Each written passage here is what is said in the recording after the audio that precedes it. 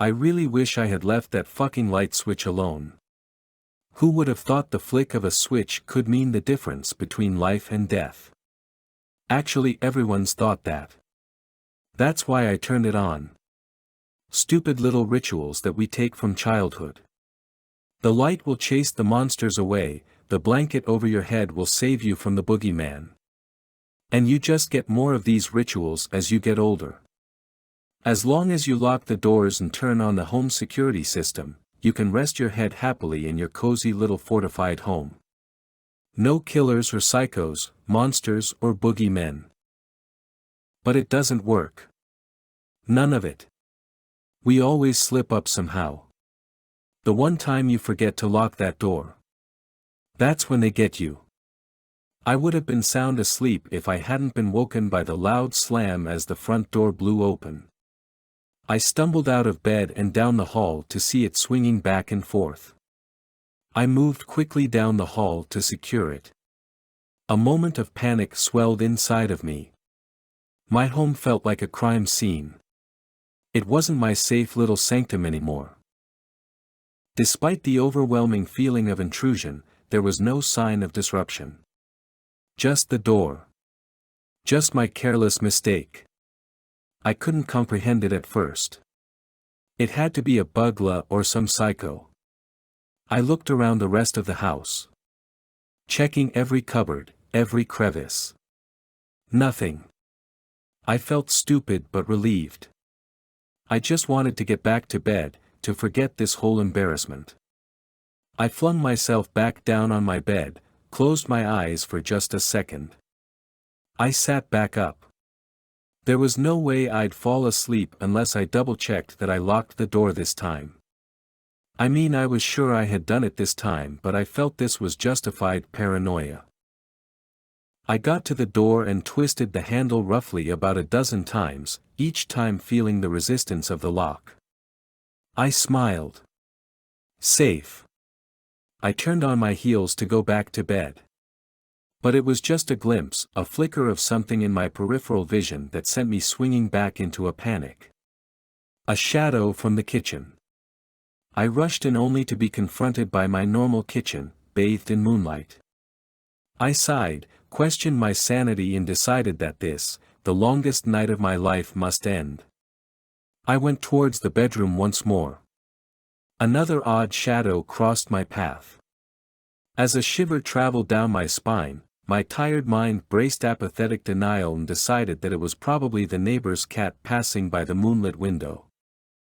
I sat wide awake in my bed, trying to lull myself to sleep, counting in my head until I might eventually nod off. But every time I closed my eyes, that feeling of intrusion was still there. The hands of something unseen looming above my head. Every creak and every shadow filled my mind with the dread of my childhood. Those nights after being tucked in by my parents.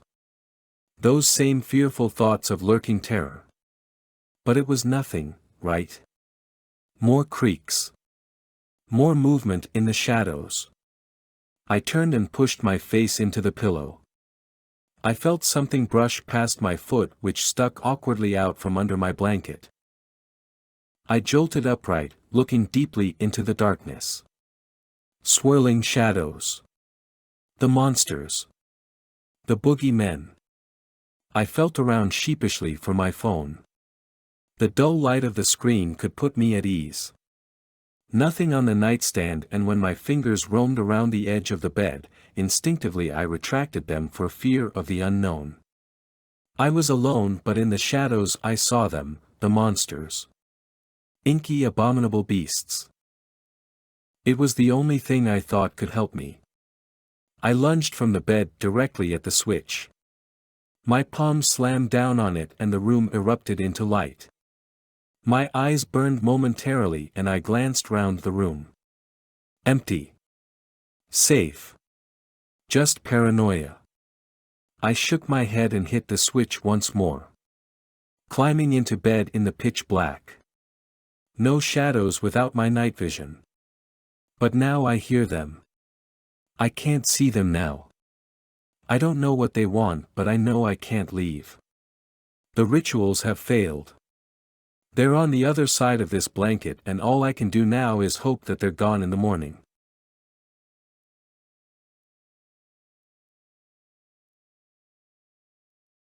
I'm doing this for you. And for Mike, too, I guess, though I don't think there's much I can do to help him at this point. I suppose I should provide some background information first. I'm a sophomore in a fairly good university in Boston, no, not MIT or Harvard, but still one that's a bit of a chore to get into. My freshman year, I had the option to live in honors housing and decided to roll with it. After all, at least the people would be interesting. Whatever arcane algorithm they used to process roommate requests took in my preferences and spat out the name of my future roommate, Mike, just another random honors kid from St. Louis. The two of us got along fine for most of freshman year, my enjoyment of Miley Cyrus notwithstanding, and so we decided to room together sophomore year as well. Now, Mike had always been a pretty obsessive guy. He tended to bounce around in his interests. One week, he would devour entire series of anime, only to later start watching random online episodes of Mystery Science Theater 3000, and then begin working his way through the archives of the hottest new webcomic. And, of course, like any real obsessive, he would keep me posted on his latest craze. I humored him. What else are roommates for? One day earlier this week, he started telling me random scary stories. You know, those random things you find on message boards. I think his main source ended up being some site called Creepypasta. I never understood why pasta could be creepy, but whatever. I'd hear about a med student eating an arm, or someone being autopsied alive, or some random YouTube video that will drive you insane. We usually had a good laugh about them. The third day of this obsession, however, things got weird. He threw a few more stories my way before hitting the sack, but something seemed a little off. His voice had a sharp edge to it. As the hour got later, his banter got more and more inane, as though he were talking just to stave off having to go to sleep. Eventually, I pointedly got into my bed and rolled over, effectively ending any further chance at conversation. I wish I hadn't. I sleep like a log, and that night was no exception. I don't think I even came close to waking. Usually I can't remember any of my dreams, but the nightmare I had that night has been clear in my mind for days now. I dreamt I was trapped in a fog so dense I couldn't see my hand in front of my face. The damp air sent chills down my spine. I could hear muffled screams in the distance. There didn't seem to be any words, just guttural shrieks of pain. Instantly, don't ask me how, I recognized the screams as Mike's. I tried my best to run to him, but my feet just slid through the fog. I couldn't get any real traction on the ground, if there indeed was any ground. The screams got further away and more indistinct, though I could still tell they were Mike's. Eventually, they faded to nothing and I woke up. And every last trace of Mike was gone from the room. Everything. His laptop, his sheets, the official zombie survival guide poster on the wall, the heap of trash he let accumulate on his half of the windowsill, everything. A thick layer of dust coated his entire side of the room. Absolutely nothing on my side of the room had been touched, nor had any of his stuff in the bathroom, the kitchen, or the living room of our suite. Only in the bedroom had anything been taken. I couldn't believe it. I prayed it was a dream. I pinched my elbow until the skin was red, until my fingernails drew blood.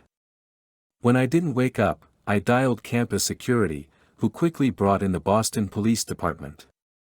I was immediately kicked out of the room so they could go over everything with a fine-toothed comb. I think I must have been in shock. I felt completely numb, like nothing around me really mattered.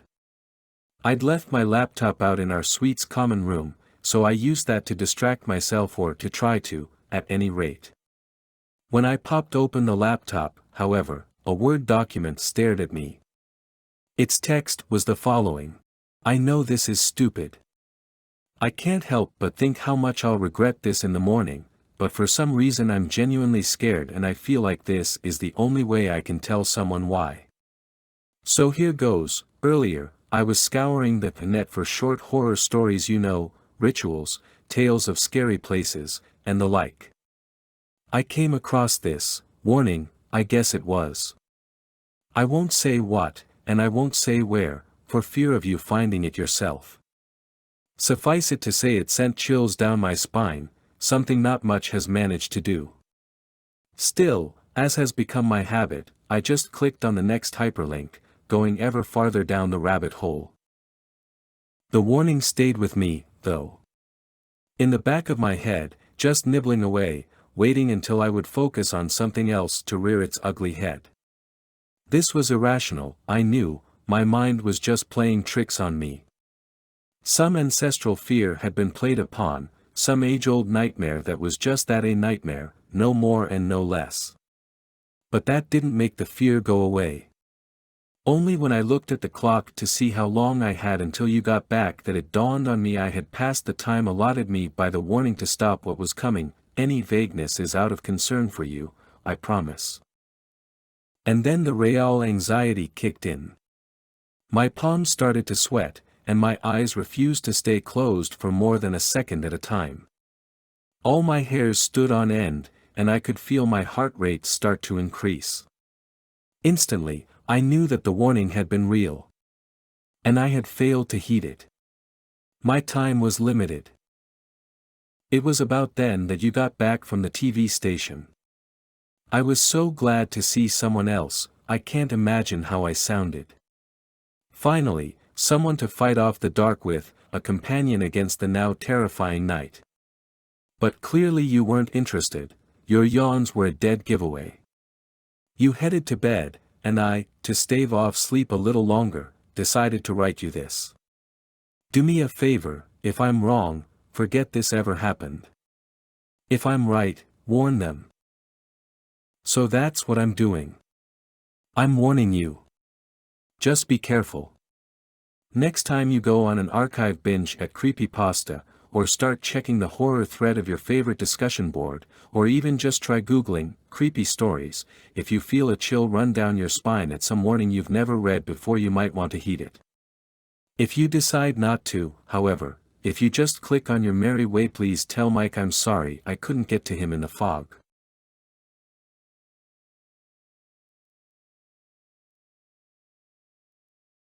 It was night and two guys in classic car traveled down a lonely stretch of I-95 in Pennsylvania. The one in the passenger seat had a pensive look about him. The driver reached down to fiddle with the radio. They slowly pulled ahead of me. Squinting through the darkness and the bug-dotted windshield of my 8-year-old Isuzu, I observed a blue bumper sticker with the words in white, Hillary 08, on it. God damn it. I hate those guys. Gabe looked at me inquiringly, still rubbing the sleep out of his eyes. You mean guys who look like they've been pulled out of some teen drama on basic cable? Huh. No. Guys who leave bumper stickers up from previous elections. For fuck's sake, Hillary didn't even win the primary. Where are we anyway? Gabe stretched out until his hands touched the car roof. Admittedly, that wasn't that much of a stretch, he was one of those shaggy-looking wiry fellows. Just out of Jersey. You think you can help me stay awake? The Blush twins back there aren't much of a help. My sister Prissy and her friend Claire were passed out in the back seat. When they drank more than they were used, they had the tendency to turn as red as tomatoes. That limit was 2 glasses of red wine. Gabe mumbled something that sounded like alcohol camels and responded, "Yeah, sure. There's not much to talk about though, Jack." Well, it's night and Halloween is a day away. You ever seen anything that could be considered paranormal? That was always a good topic if 2 people need to stay awake through the night. I did not even need to worry about it, no. Even the most logical human being has had that one weird experience, whether it was a bad trip or one of those waking nightmares experienced during sleep paralysis. Well, no. But I swear to God, Jack, this one time when I was 5 I remember flying. This isn't paranormal, but I had this one reoccurring nightmare back before my father left. Haven't had it recently, but I remember it pretty clearly. I was about 11 and remember lying in bed listening to a shouting match in the living room. My bedroom was on the second floor, so I couldn't make out exactly what they were saying except for the occasional, "fuck you." Then I dunno, time passed, I fell asleep. The hall lights were out and screaming stopped. The doorway to my room was half open.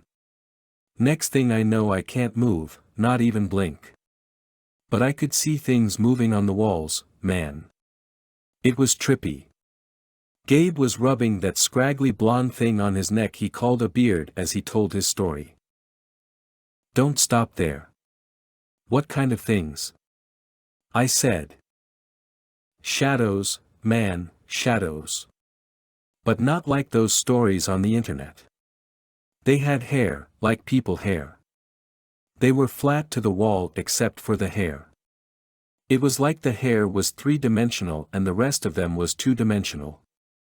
They had different color hair too.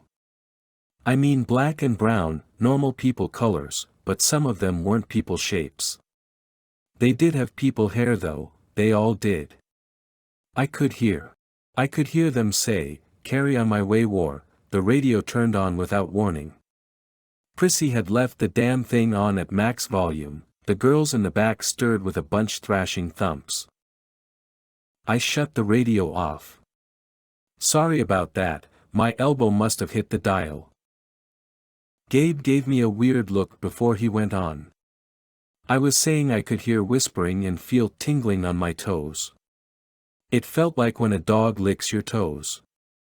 That's when I saw it, the bigot, or her, I really don't know. All I know is that thing was boss and all the rest of them were bitches, 'cause they all scattered off to the corners. She had really red hair, Christmas present red, and curly too. Its thin shadow was stretching out from behind my bedroom door. I didn't hear her voice, dude, I felt it. Not like telepathy, like felt it reverberate in my skull. Almost as if it were that loud nagging voice in your head when you've done something real bad. She said, the voice in me said, "Dear John on DVD this Friday at Walmart." Blared the radio again. I shut it off again. I guess I should get that looked at, sorry. Go on. Gabe went on, it said, "Dear soul, you have grown so much. Why you're so pink and cute, how'd like to come home with me? I could just dress you up with gravy. Look at those crinkles on your forehead, you look just like a juicy jelly donut. The powdery dough is always the best part of a fresh baked donut." I didn't see a hand, but it felt like she pinched my cheek. Then the licking would not stop. Gabe pounded the "would not" and "stop" out on the passenger side of the dashboard. If I had not been focusing on the road ahead of me, Gabe would have seen the wide-eyed bewildered look in my eyes. It was not over the dream, I have had weirder. The bewilderment extended from the clearly unresolved issue that were clearly bubbling beneath Gabe's Chewbacca-like surface. "It was just a dream, Gabe." "I'm sorry I asked." "Relax, I'll drive the rest of the night. One of the girls can take over in the morning." The night after our chat in the car, we spent the night in some shit motel in northern Georgia. In the morning we found Gabe feet up in a garbage bin behind the Waffle House next door.